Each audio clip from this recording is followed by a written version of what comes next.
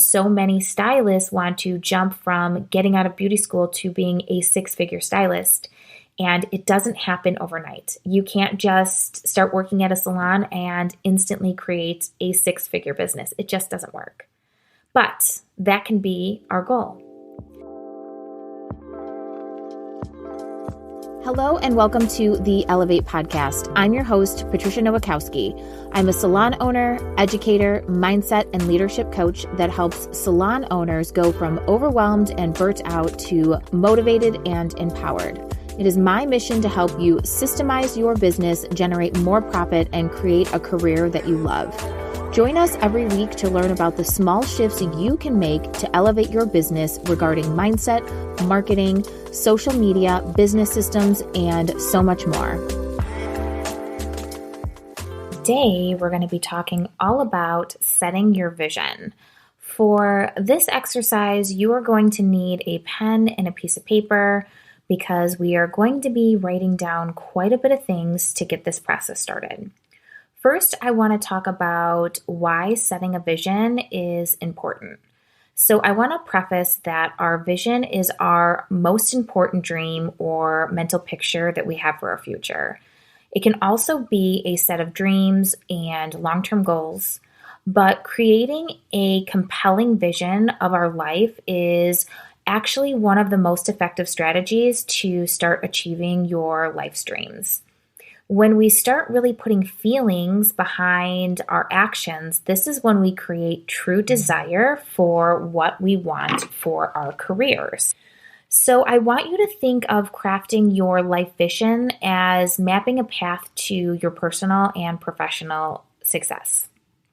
Life satisfaction and personal happiness are literally all within reach.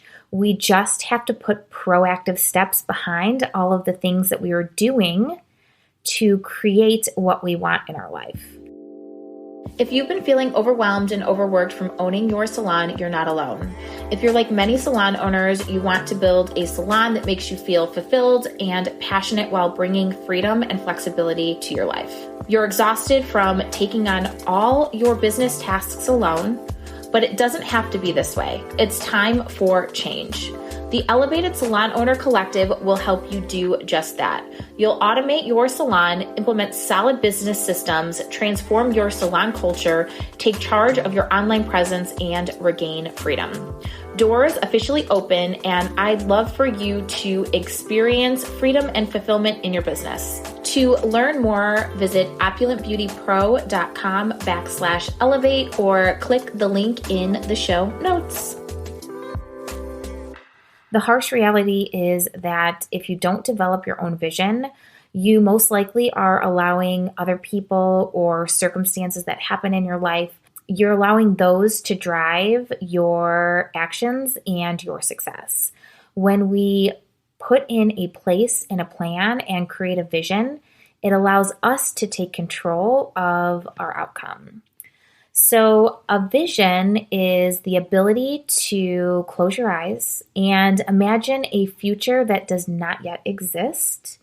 It's the ability to see beyond the mess that may be in front of you right now, but you are able to abstract away from it and to clean it up, and you see the potential for the growth it will create.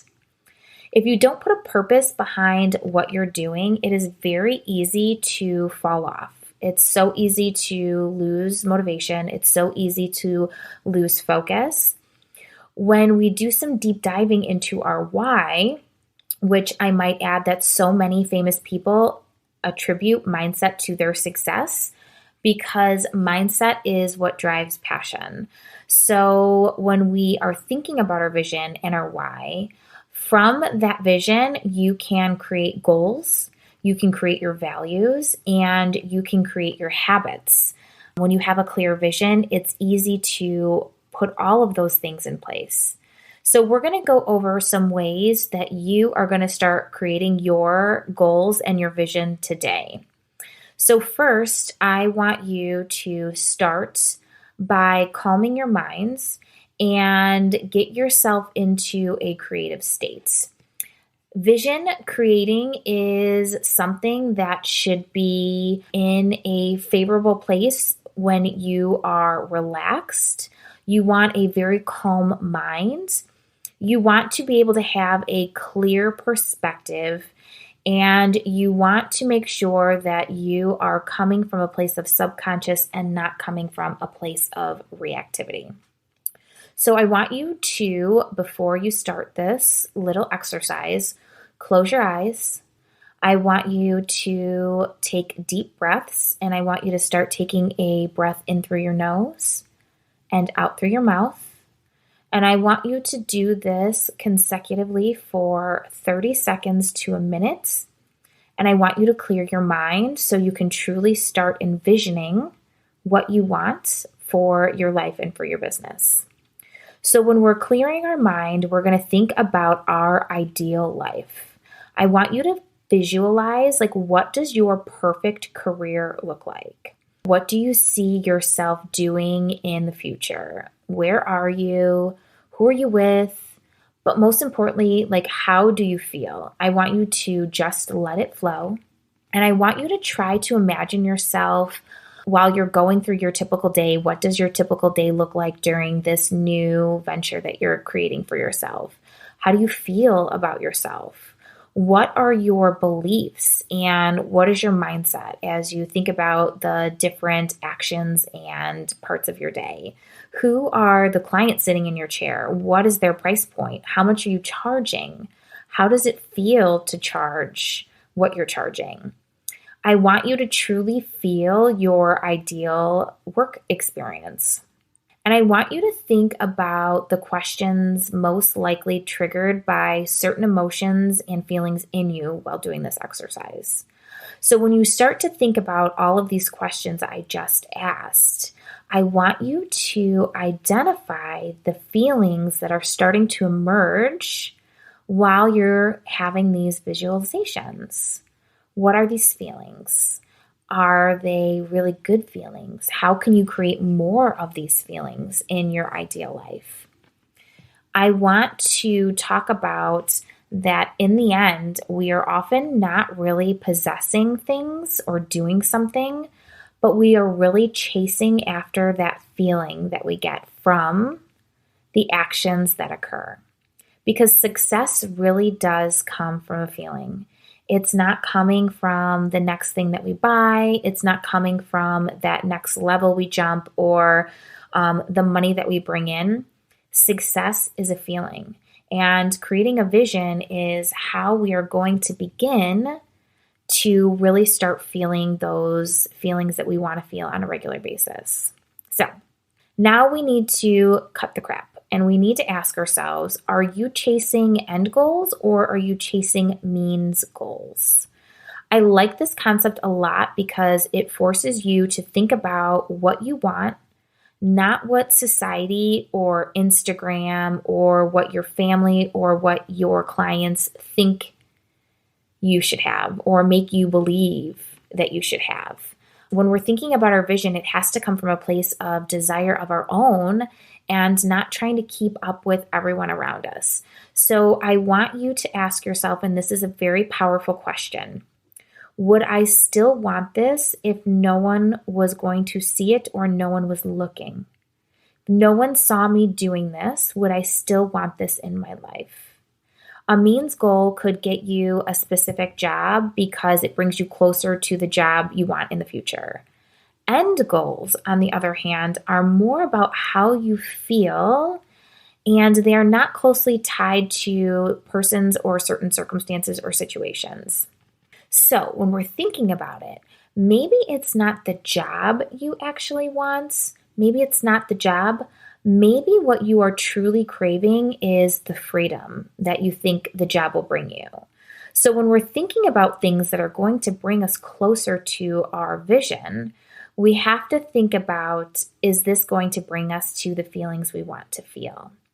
So instead of going after a job you don't wish to go to anyway, or maybe start thinking about how you can create freedom right away. So those are the difference between a means goal and a end goal. So I want you to write down all of the questions that we've gone through so far. Writing down your vision is so important. And I don't want you to focus on how you get there to make this vision. I want you to write them down as like they're already a reality.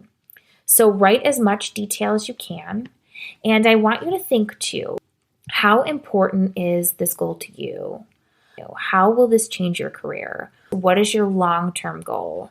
And then we need to think about what's the time and effort and resources that we truly need to dedicate to create this goal. So when we're thinking about our vision and we're thinking about our dream career, now we got to start putting things in place. So I like to give the analogy of you going to the gym.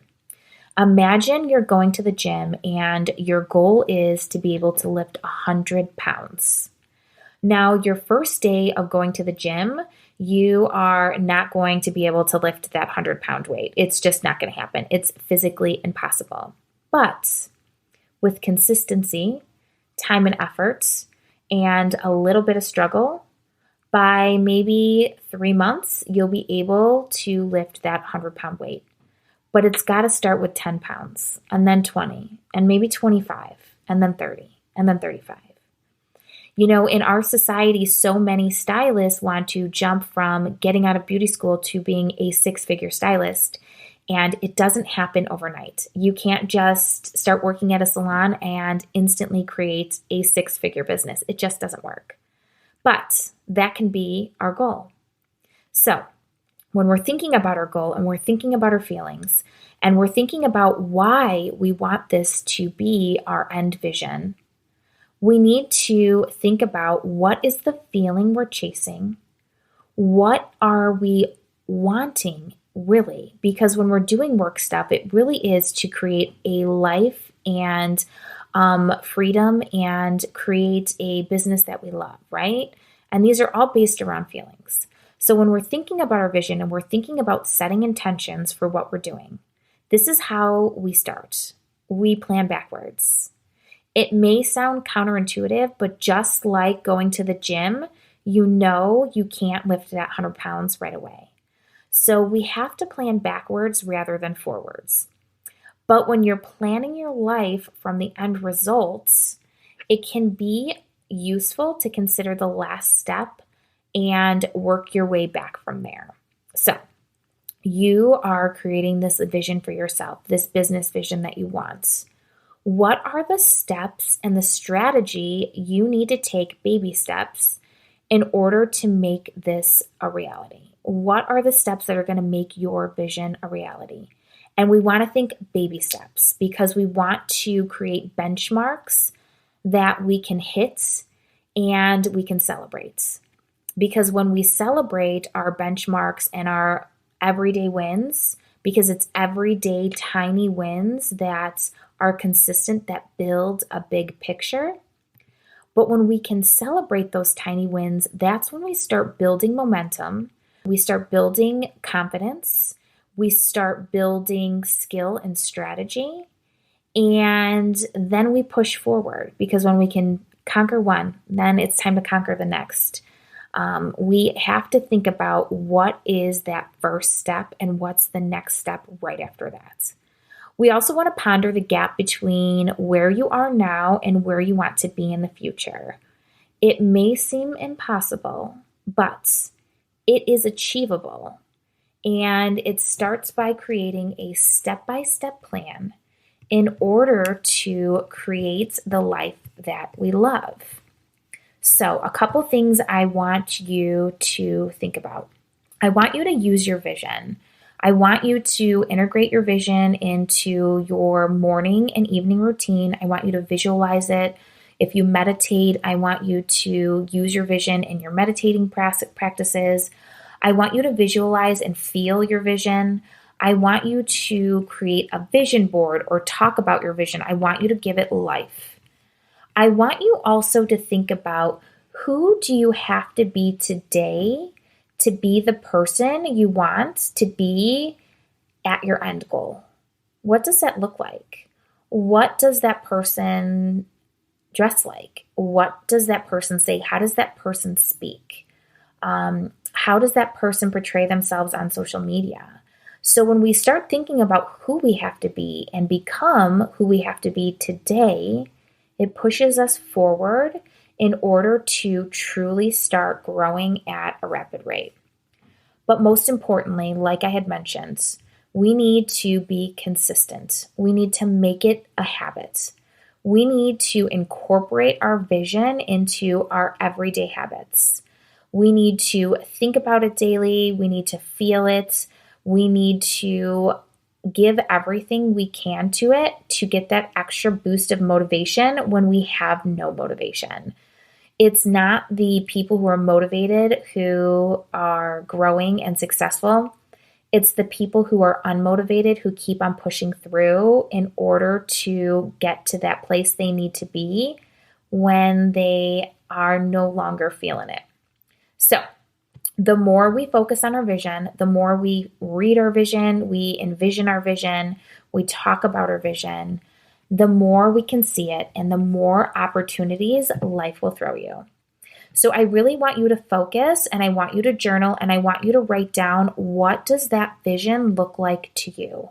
What is your end goal? How much money are you making? How many clients are you taking per day? What are the things that you're going to do in order to grow your business when you experience financial growth? I want you to think down to the tiny details. What does this look like for you? And once you do that, we're going to start setting goals and planning backwards. Thanks for tuning into the Elevate podcast. If you loved this episode, it would mean the world to me if you could leave a review on Apple Podcast or wherever you listen. The Elevate podcast is hosted by me, Patricia Nowakowski, and produced by Opulent Beauty Pro. To receive my free business guides, visit opulentbeautypro.com/free or click the link in the show notes. You can find me on Instagram at opulentbeautypro or at Patricia_Nowakowski_OBS. If you love this show, please consider subscribing. See you next week.